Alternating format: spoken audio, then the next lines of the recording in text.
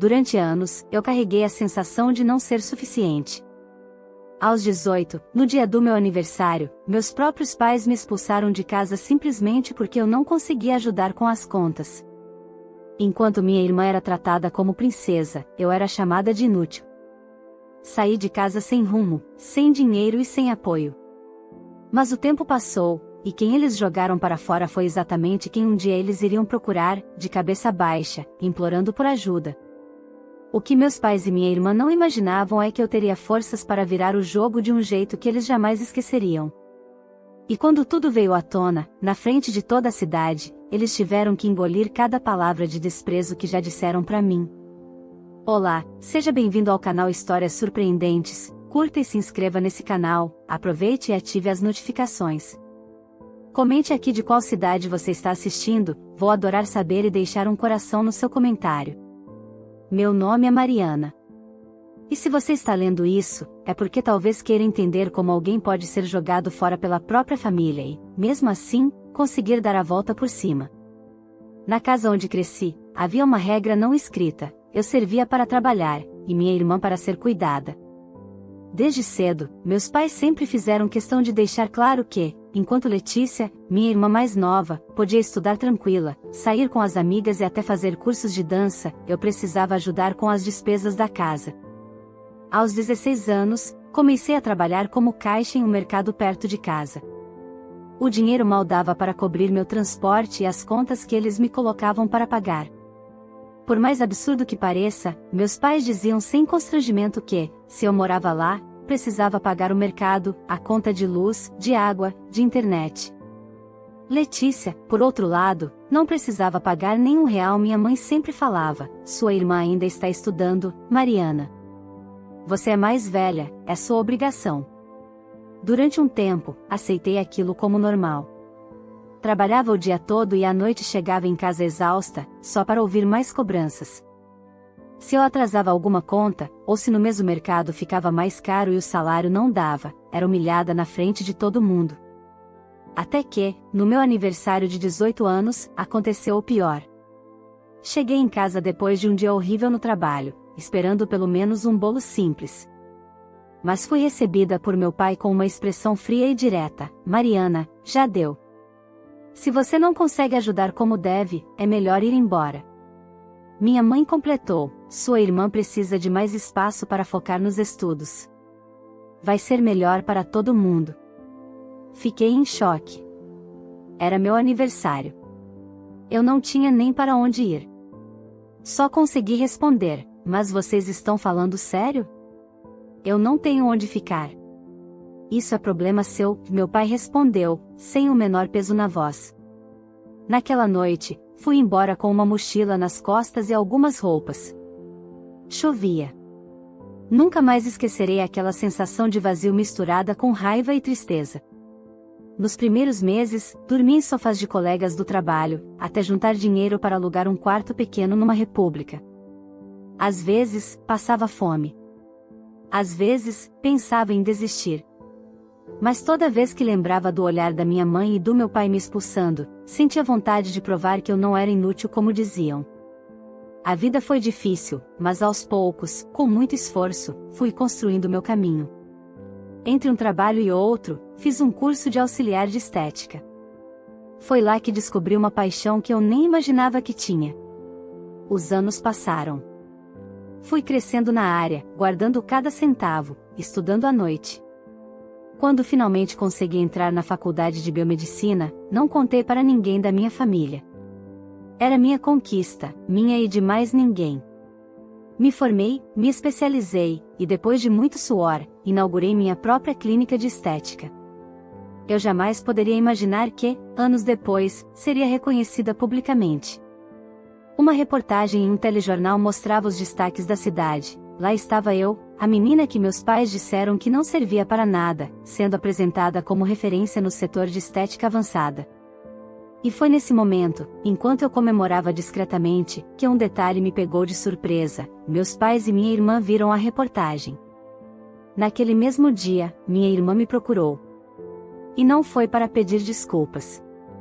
A história que começou com rejeição estava prestes a ter um novo capítulo, mais surpreendente do que eu poderia imaginar. A porta da minha clínica estava fechada naquele final de tarde, eu já me preparava para ir embora quando escutei batidas insistentes do lado de fora. Estranhei, porque naquele horário não costumava atender mais ninguém. Ao abrir, fiquei completamente paralisada. Minha irmã Letícia estava ali, do lado de fora, com os mesmos olhos altivos que eu lembrava da adolescência, mas agora misturados com algo diferente, desespero. Ela não me deu nem tempo de perguntar nada. Só entrou, como se tivesse o direito de fazer isso, olhando em volta com um ar de quem estava avaliando o espaço. Então é aqui que você trabalha, disse, com um meio sorriso desconcertado. Bonito, viu? Eu não respondi. Apenas fechei a porta devagar, tentando controlar a enxurrada de sentimentos que invadiu meu peito.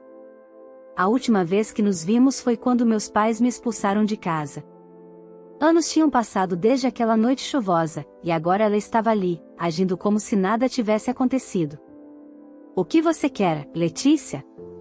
Perguntei, fria. Ela pareceu um pouco sem graça, mas logo retomou o tom de sempre. É que a gente viu você na televisão, eu, mãe e pai. Ficamos surpresos. Ninguém sabia que você tinha ficado assim, importante. Importante. Engraçado ouvir isso de quem me tratava como nada. Imagino, respondi, me encostando no balcão da recepção. E depois de toda essa surpresa, resolveram me procurar? Letícia respirou fundo, baixando o olhar por um segundo. A primeira vez em anos que eu vi a minha irmã baixar a cabeça. Mariana, a situação lá em casa não está fácil. Desde que o nosso pai perdeu o emprego, as coisas desandaram. E, bem, eu também não consegui mais trabalhar direito. Estou desempregada. Ela me olhou, quase esperando um gesto de compaixão. A casa está pequena demais. A mãe disse que talvez você pudesse ajudar, com dinheiro, ou, quem sabe, deixando a gente ficar um tempo com você, na sua casa. Minha garganta fechou por alguns segundos. Eu não sabia se ria ou se chorava. Aqueles mesmos que me chutaram para fora de casa agora vinham atrás de mim, buscando ajuda, buscando espaço. E Letícia continuou falando, sem perceber o silêncio pesado entre nós. Olha, eu sei que no passado aconteceram coisas, mas somos família, né? Não é certo ficar guardando mágoa. Família. Essa palavra me causava uma mistura de revolta e ironia. Passei anos sozinha, resolvendo minha vida, me reerguendo sem nenhum apoio. E agora ela falava em família. Olhei bem nos olhos dela. Você sabe quantas noites eu dormi em sofá de amiga porque não tinha onde ficar? Quantas vezes comi pão velho porque não dava para pagar aluguel e comida ao mesmo tempo? Minha avó saiu firme, mas sem gritar. E vocês, durante todo esse tempo, sequer se perguntaram se eu estava viva ou morta. Letícia pareceu ficar sem chão por alguns segundos. Talvez não esperasse que eu fosse tão direta. Mas eu não estava ali para suavizar nada. Eu não sabia que tinha sido tão difícil assim para você, murmurou. Claro que não sabia. Nunca se interessou. Ficamos as duas em silêncio. Eu encarando minha irmã, ela olhando para o chão, apertando a alça da bolsa. Foi nesse momento que decidi algo dentro de mim. Não ia resolver tudo de uma vez, nem dar respostas imediatas. Mas também não deixaria aquela visita acabar ali, sem deixar claro que as coisas tinham mudado. Letícia, diga para a mãe e para o pai que eu não sou mais a mesma Mariana de antes. E se eles quiserem conversar, vão ter que vir aqui pessoalmente. Ela me olhou, meio confusa. Mas, não tem mas. Se quiserem mesmo falar comigo, venham todos juntos. Letícia pareceu hesitar, mas depois concordou devagar, murmurando um tá bom antes de sair, com o mesmo passo apressado de quem não quer olhar para trás. Fiquei sozinha de novo dentro da clínica, ainda sentindo o eco daquela conversa. Sabia que aquilo era só o começo. Minha família não daria o braço a torcer tão fácil. Mas agora era diferente, dessa vez, quem estava no controle era eu. E, pela primeira vez em muitos anos, isso me fez sorrir. 2 dias depois daquela conversa com Letícia, meu telefone tocou no meio da tarde. Olhei o visor e, por um segundo, meu coração apertou. Era um número fixo que eu reconhecia de longe. A casa dos meus pais. Por impulso, deixei tocar algumas vezes antes de atender. Mas atendi. Alô? Minha voz saiu firme. Do outro lado, ouvi a voz do meu pai, com o mesmo tom seco de sempre. Mariana, é seu pai. Sua irmã falou com a gente. Estamos indo aí hoje à noite para conversar. Nem perguntou se eu podia, se era um bom momento. Apenas anunciou, como se fosse obrigação minha receber. Tudo bem, respondi, sem me estender. Desliguei e fiquei parada ali por alguns segundos, encarando o telefone, sentindo uma mistura estranha entre nervosismo e raiva contida. Parte de mim queria não abrir a porta quando eles chegassem. Mas a outra parte queria ver até onde iriam. Quando o relógio marcou 7 da noite, as batidas na porta da clínica ecoaram de novo. Dessa vez, não era só Letícia. Meus pais estavam com ela. Abri a porta devagar, observando os 3 ali na minha frente. Meu pai estava com o mesmo rosto impassível, minha mãe com uma expressão um pouco mais cansada, e Letícia, bem. Letícia parecia inquieta, sem saber onde colocar as mãos. Entrem, falei, controlando minha expressão. Eles entraram, olhando tudo em volta, como se estivessem visitando um lugar estranho. Para eles, de fato era. Nunca imaginaram que eu conseguiria algo assim. Sentamos em uma pequena sala de espera da clínica, onde coloquei água na mesa, mais por educação do que vontade. Foi meu pai quem começou. Mariana, a situação lá em casa não está boa. Sua irmã está sem trabalho, e a casa está ficando insustentável. Você está bem de vida agora, poderia ajudar. Minha mãe completou, a gente pensou, você podia voltar a fazer como antes, pagar as contas, o mercado. Seria o mínimo, já que agora você pode. Senti o estômago revirar. Eu esperava um pedido de desculpas, ou pelo menos alguma tentativa de remorso. Mas não. Eles estavam ali para exigir, como se o tempo não tivesse passado, como se nada tivesse mudado. Pagar as contas? Repeti devagar. Vocês realmente vieram até aqui para dizer isso? Meu pai respirou fundo, como se estivesse sendo paciente comigo. Mariana, você precisa entender que é sua obrigação ajudar a família. Sempre foi. Você tem condições agora. Não faz sentido a gente ficar passando necessidade enquanto você vive nessa clínica bonita. Foi como levar um tapa invisível. Minha obrigação? Repeti, com um sorriso incrédulo. Vocês realmente acreditam que, depois de tudo, eu ainda tenho alguma obrigação com vocês? Minha mãe cruzou os braços, olhando de lado, como costumava fazer quando queria bancar a vítima. Não precisa falar assim, Mariana. Ninguém aqui está te pedindo esmola. Só queremos que você faça a sua parte. Como sempre fez. De repente, tudo aquilo pareceu absurdo demais para ser real. Eles estavam sentados na minha frente, dentro de algo que construí sozinha, pedindo que não, exigindo que eu voltasse a ser aquela menina de 18 anos que eles chutaram para fora. Levantei devagar, sem elevar a voz, mas deixando claro que a conversa tinha acabado para mim. Vocês não entendem, né? Eu não sou mais aquela garota que vocês expulsaram de casa. Eu sou dona de mim, dona disso tudo aqui.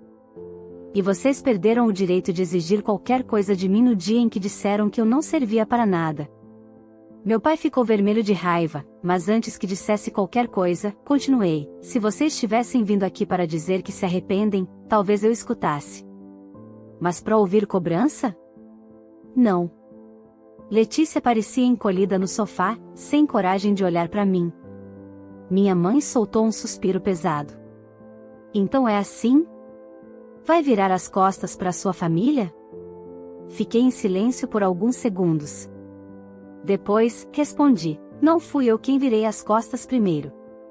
Eles não disseram mais nada.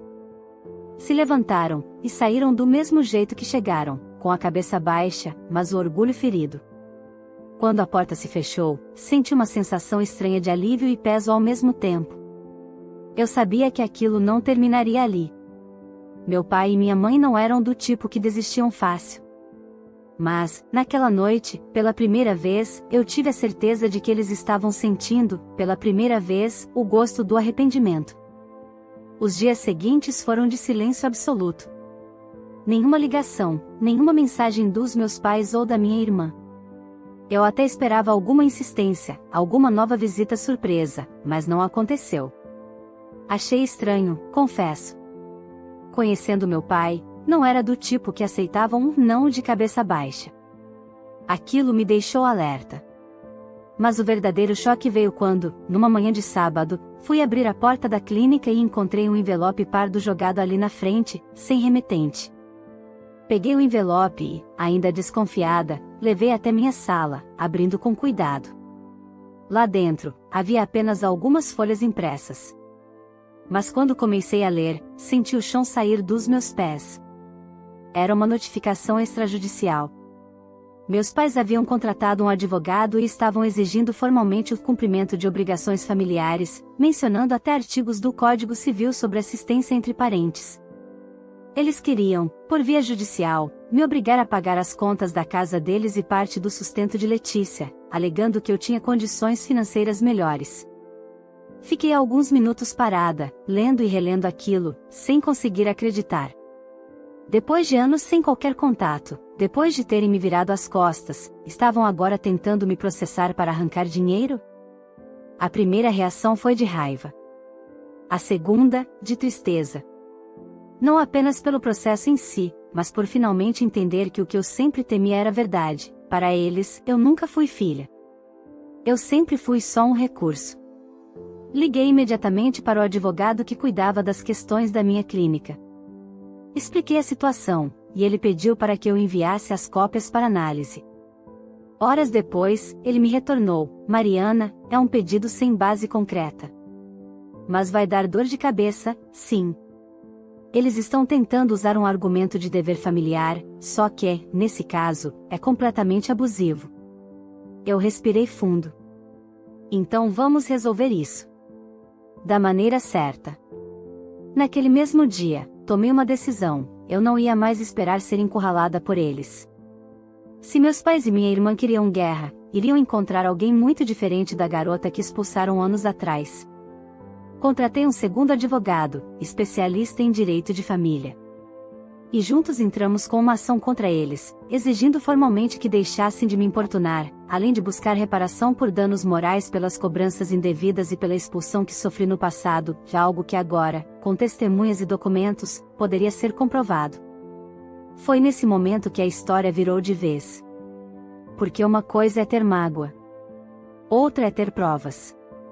E eu tinha conversas antigas com colegas da época, registros do meu aluguel, recibos de pagamentos feitos quando ainda morava com meus pais. Tudo arquivado, quase como se inconscientemente eu soubesse que um dia precisaria mostrar para alguém que não estava inventando nada. Poucos dias depois, a intimação chegou na casa deles. Naquela mesma noite, Letícia me mandou uma mensagem pela primeira vez em anos. Não era para pedir desculpas. Era para me xingar. Você é mesmo ingrata. Depois de tudo que nossos pais fizeram por você. Apaguei sem responder.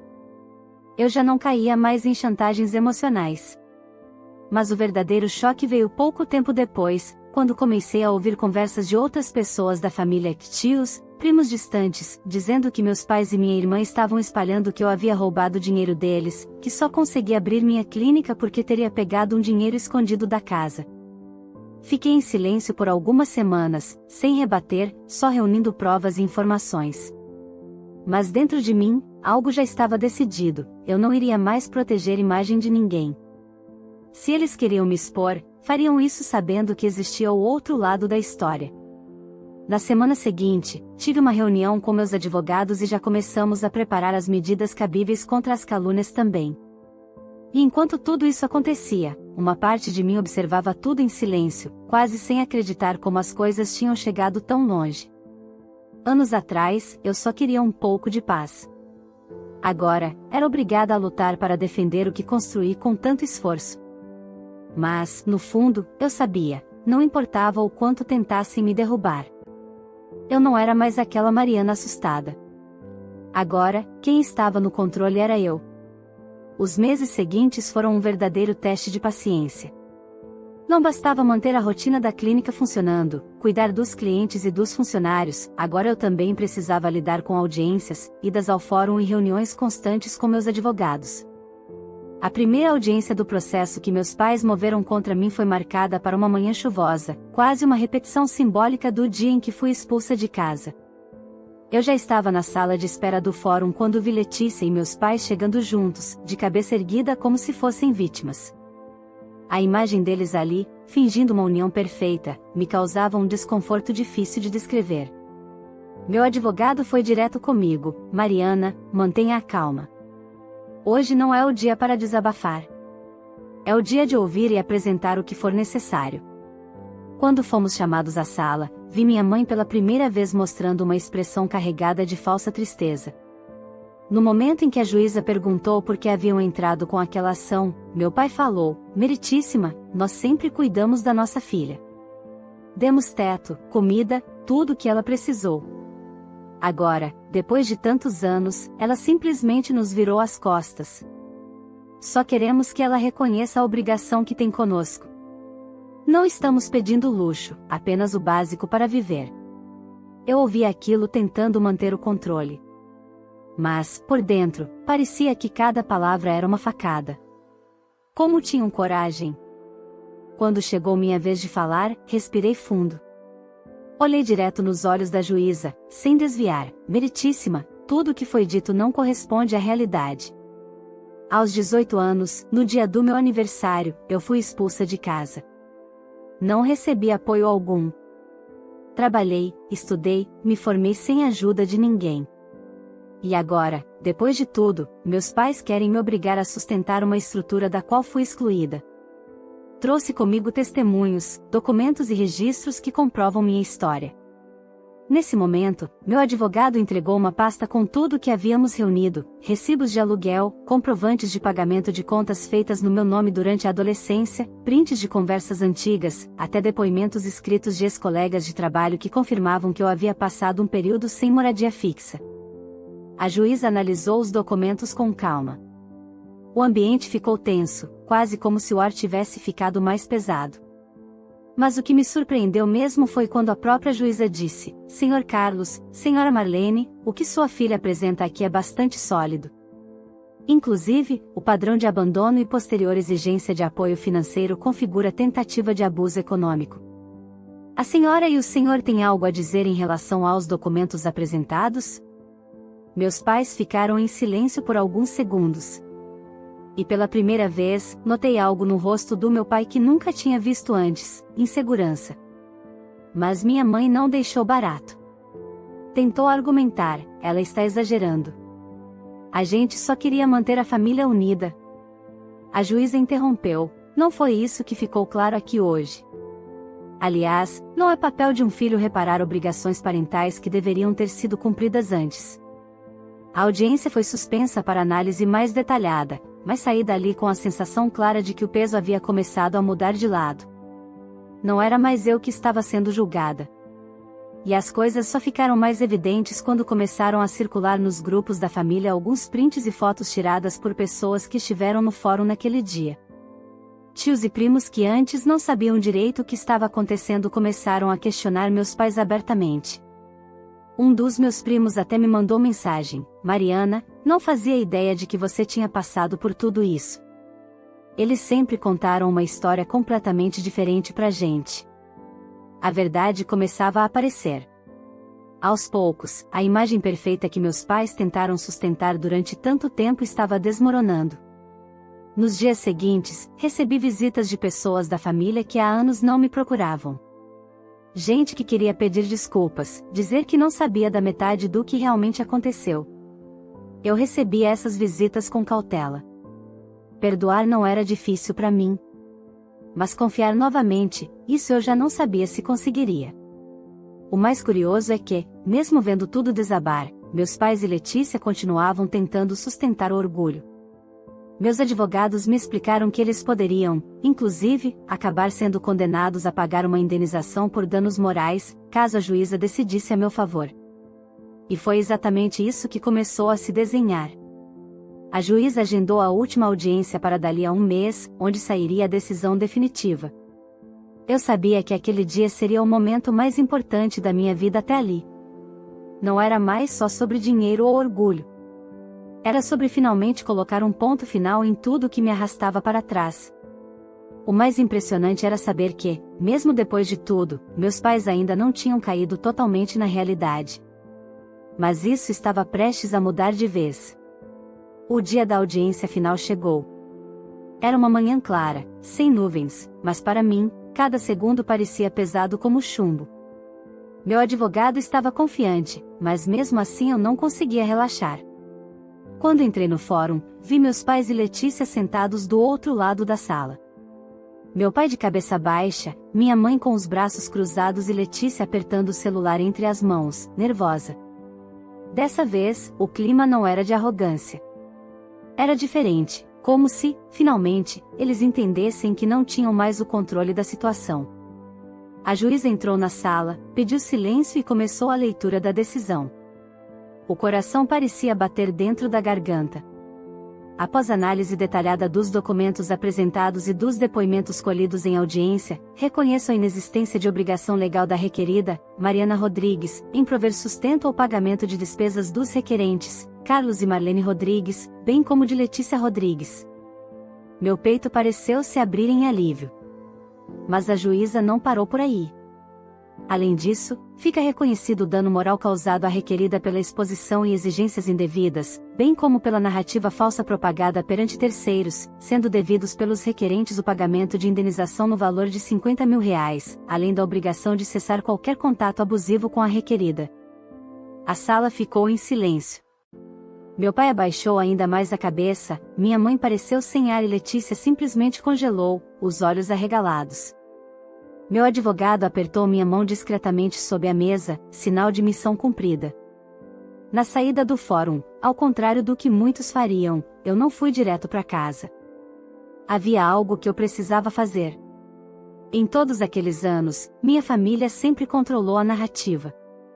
Eles contavam para os outros que eu era ingrata, que tinha virado as costas, que havia roubado, como ouvi mais de uma vez nos corredores da própria clínica ou em comentários velados de conhecidos.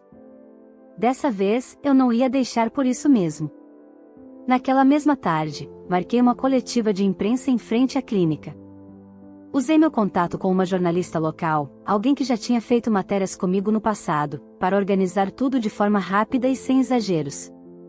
Quando os repórteres chegaram, posicionei-me em frente à fachada da clínica com um nome bem visível ao fundo, Clínica Mariana Rodrigues, de estética avançada. Câmeras ligadas, microfones à minha frente. Respirei fundo e falei, boa tarde a todos. Meu nome é Mariana Rodrigues. Eu decidi vir a público hoje para esclarecer algo que, por anos, foi distorcido. Durante muito tempo, meus próprios pais e minha irmã propagaram histórias falsas sobre mim, dizendo que eu os abandonei, que virei as costas para minha família. A verdade é outra. Parei por alguns segundos, olhando firme para as câmeras. Fui expulsa de casa aos 18 anos por não conseguir arcar com contas que meus pais me obrigavam a pagar desde cedo. Enquanto minha irmã era tratada com privilégios, eu era humilhada e descartada. Construí tudo isso aqui sozinha, com trabalho e esforço.